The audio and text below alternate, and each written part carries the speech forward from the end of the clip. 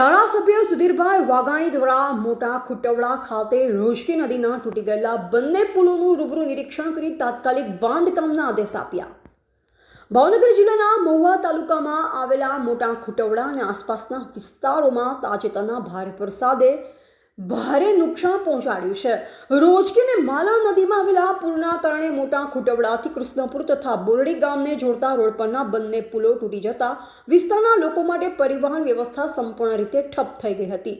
ત્યારે સ્થાનિક કથળભાઈ ગુડાળા અને પત્રકાર રમેશ ઝીંઝુવાડિયા સહિતના ગ્રામજનો દ્વારા આ ગંભીર પરિસ્થિતિની જાણ ધારાસભ્ય સુધીરભાઈ વાઘાણીને કરાતા ધારાસભ્ય માત્ર 2 જ કલાકમાં સ્થળ પર પહોંચી તૂટી ગયેલા બંને પુલોનું રૂબરૂ નિરીક્ષણ કર્યું હતું. નિરીક્ષણ દરમિયાન ધારાસભ્યએ માર્ગ અને મકાન વિભાગના અધિકારીઓ સાથે સીધી ફોન પર વાતચીત કરી તાત્કાલિક ધોરણે નવા પુલોના બાંધકામના આદેશ આપ્યા. તેમણે સ્પષ્ટ શબ્દોમાં જણાવ્યું, લોકોની અવરજવર અટકી ગઈ છે, જેથી લોકોને મુશ્કેલીનો સામનો કરવો પડે છે.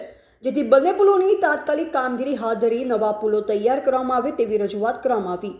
આ નિરીક્ષણ દરમિયાન ઉપસ્થિત દીપકભાઈ ખૂંટ, જલુભાઈ, કથળભાઈ ગુડાળા, સુખાભાઈ ચોટિયા, અમરાભાઈ રાઠોડ સહિત મોટી સંખ્યામાં ગ્રામજનો હાજર રહ્યા અને લોકોમાં ધારાસભ્યની ત્વરિત કાર્યવાહી અંગે સંતોષ અને પ્રશંસા જોવા મળી.